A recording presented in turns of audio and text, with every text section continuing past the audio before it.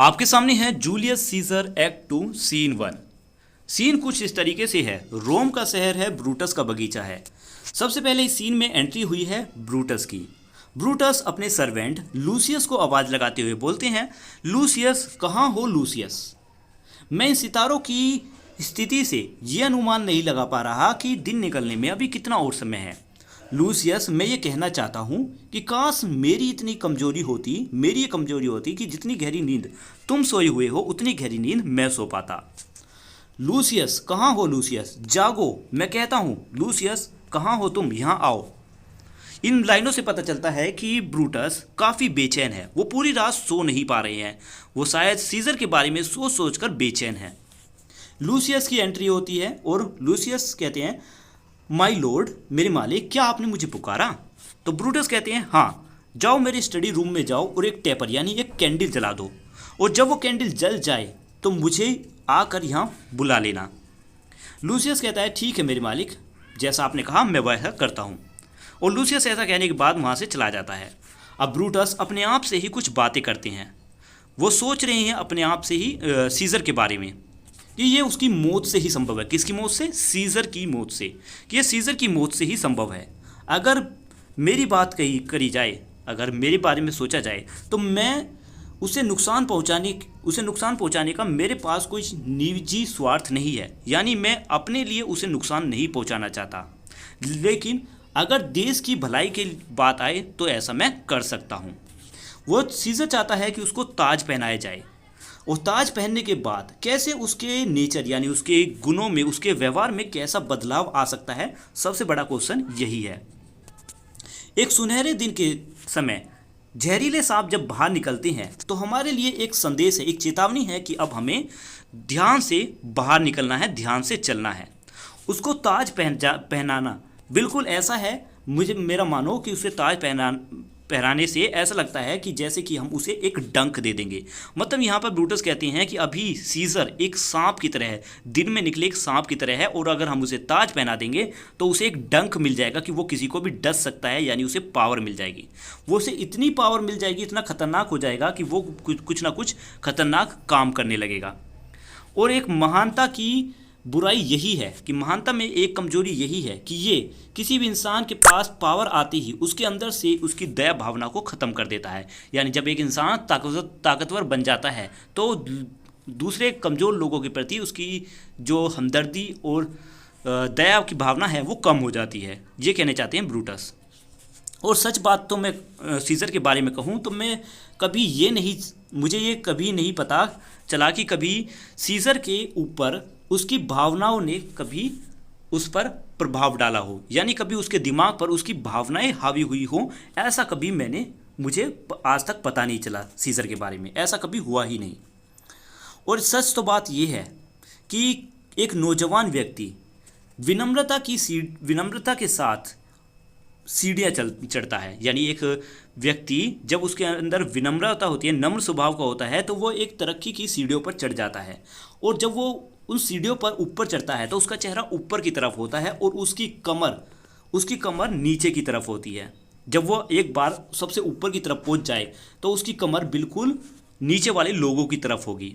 वो आसमान छूने लगता है, और जो नीचे के लोग हैं जिनकी वजह से वो इतने ऊपर चढ़ा है, यहाँ पे है विच ही डिड असेंड, मतलब जिनकी वजह से वो इन सीढ़ियों पर ऊपर तक चढ़ा है, आसमान तक पहुँचा है, उनका वो तिरस्कार करने लगता है। तो शायद हो सकता है कि सीजर भी ऐसा ही करे। तो सीजर ऐसा ही करे, उसके लिए हमें उससे क्या करना होगा? प्रिवेंट करना होगा, हमें उसे रोकना होगा। और ये जो लड़ाई है सीजर के खिलाफ, इसका कोई परिणाम नहीं होने वाला। Next, and what he is argumented would run to this and these extremities and therefore think him as a serpent egg। कि जैसे कि उसे पावर मिल जाएगी तो उसके अंदर की जो पावर है वो और ज़्यादा और बढ़ती जाएगी, और वो एक्सट्रीमिटीज़ तक, मतलब काफ़ी ऊंचाइयों तक पहुंच जाएगी, एक्सट्रीम हो जाएगी उसकी पावर। इसलिए हमें उसे एक सांप के एग की तरह समझना चाहिए। सीजर को एक सांप के एग की तरह समझना चाहिए, जो जल्द ही हैच हो जाएगा, यानी फूट जाएगा, और उसमें से भी ऐसा ही शरारती एक सांप निकलेगा, एक दुष्ट सांप निकल सकता है, इसलिए हमें उस सांप को उस सेल के अंदर ही मार देना चाहिए। फिर दोबारा से एंट्री होती है लूसियस की। लूसियस अब कहता है, मालिक मैंने आपके क्लोजेट में यानी आपके रूम में उस टेपर यानी कैंडल को जला दिया है, और जब मैं उस कैंडल को जलाने के लिए फ्लिंट ढूंढ रहा था, तो फ्लिंट क्या होता है, यहाँ पर एक पत्थर होता है जिससे जलाकर चिंगारियाँ निकलती थी, जिससे जलाकर कैंडल्स वगैरह जलाया जाता था पुराने समय में।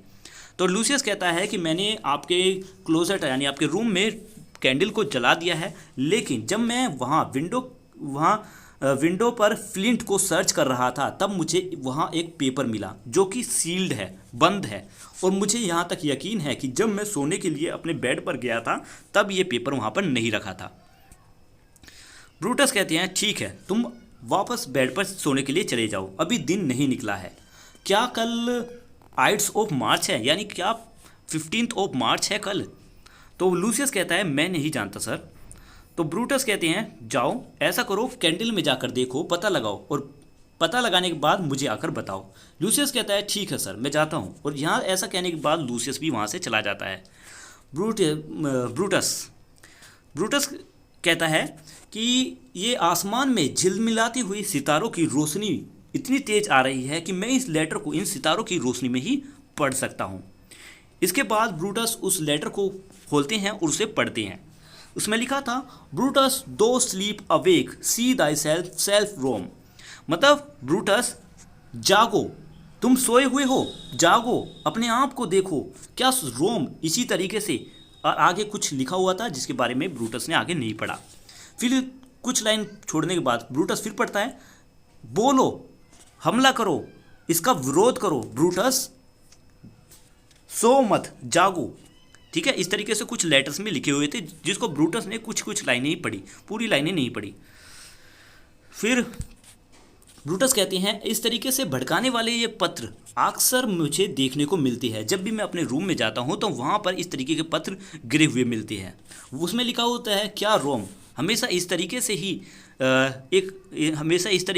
ही बंदी बनकर रहेगा? Thus my I piece it out shall Rome stand under one man awe. तो ब्रूटस कहते हैं कि क्या मुझे अब इस पर कुछ करना चाहिए? क्या सच में क्या पूरा रोम शहर एक इंसान के डर के अंदर जिएगा?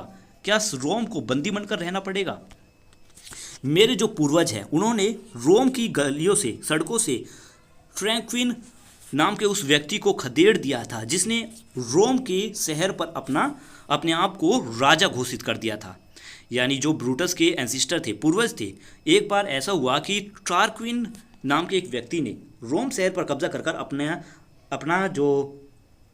अपने आप को राजा घोषित कर दिया था। तब ब्रूटस के एंसिस्टर पूर्वजों ने उसको रोम से खदेड़ दिया था। इसके बाद ब्रूटस कहते हैं उस पत्र को पढ़ते हुए कि इस पत्र में लिखा है, बोलो, हमला करो, विरोध करो।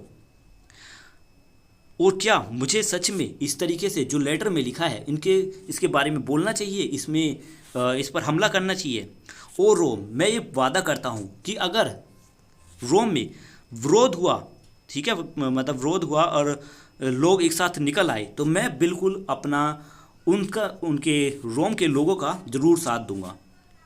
इसके बाद लूसियस फिर से एंटर होता है। लूसियस कहता है, सर मार्च के 15 दिन बीत चुके हैं, वेस्ट हो चुके हैं, मतलब 15 और मार्च आ चुकी है। इतने में ही दरवाजे खटखटाहट होती है। ब्रूटस कहते हैं लूसियस से, जाओ, ठीक है, जाओ गेट पर देखो, कोई दरवाज़ा खटखटा रहा है। लूसियस वहाँ से चला जाता है। अब यहाँ पे ब्रूटस अपने आप से फिर से बोलते हैं कि जब से मैं कैसियस से पहली बार मिला हूँ और उसने मुझे सीजर के खिलाफ भड़काया है, तब से मैं बेचैन हूँ और मैं सो नहीं पा रहा हूँ।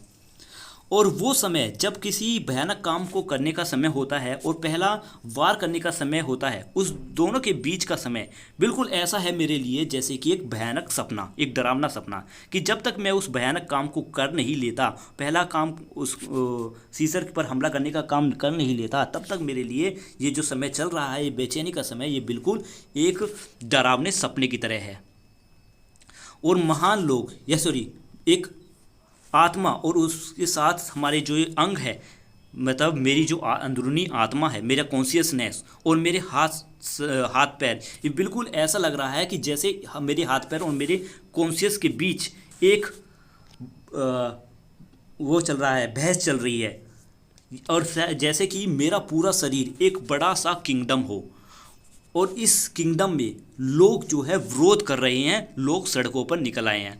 मतलब ब्रूटस कहना चाहते हैं कि मेरी अंदरूनी आत्मा और मेरा शरीर, ये दोनों आपस में बातचीत कर रही है। इनके बीच ऐसे लग रहा है जैसे सभा हो रही है और मेरा पूरा शरीर एक राज्य की तरह है जिसमें लोग विरोध कर रहे हैं। इस तरीके से मुझे बेचैनी हो रही है, मेरा शरीर, मुझे ऐसा महसूस हो रहा है।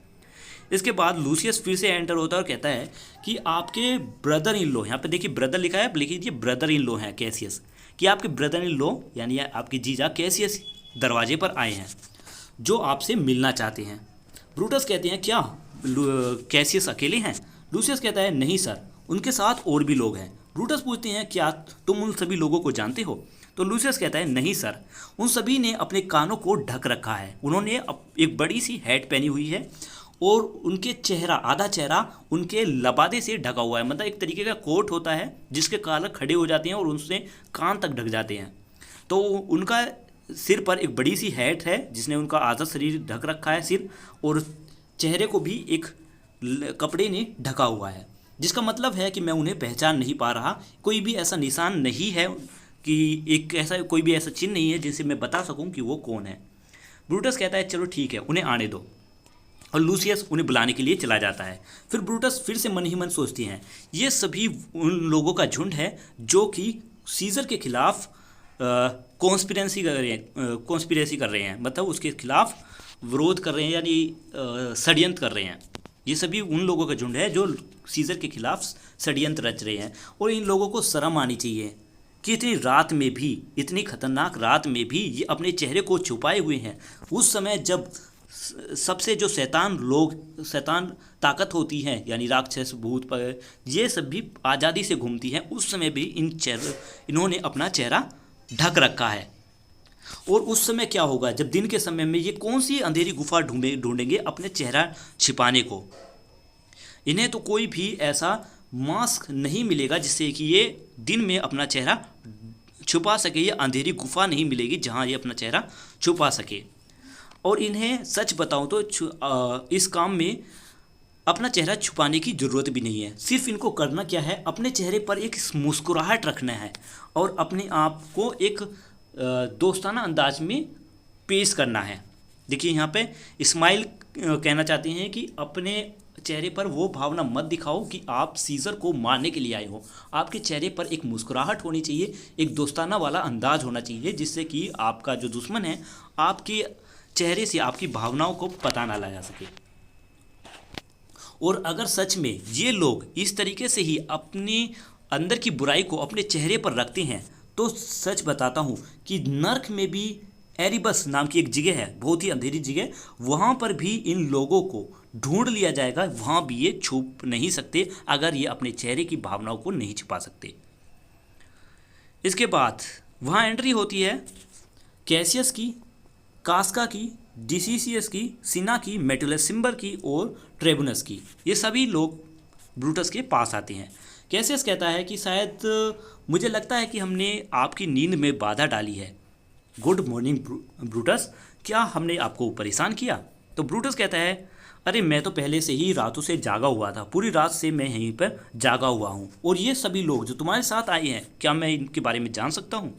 कैसियस कहते हैं हाँ, हर एक इंसान के बारे में जान सकते हो। ये यहाँ पे जितने भी लोग हैं ये सभी लोग आपका सम्मान करते हैं और हर एक इंसान आपके बारे में सभी की एक ही राय है कि आपका इस बारे में ओपिनियन क्या है, मतलब आप क्या चाहते हैं इस बारे में, सीजर के बारे में। और वो हर एक यहाँ पर रोमन वही चाहता है आपसे कि आप उनके साथ शामिल हो जाए। इसके बाद कैसियस सबसे पहले व्यक्ति से मुलाकात कराते हैं ब्रूटस की, कहते हैं ये है ट्रिबोनस। तो ब्रूटस ट्रिबोनस का स्वागत करते हुए कहते हैं इनका स्वागत है।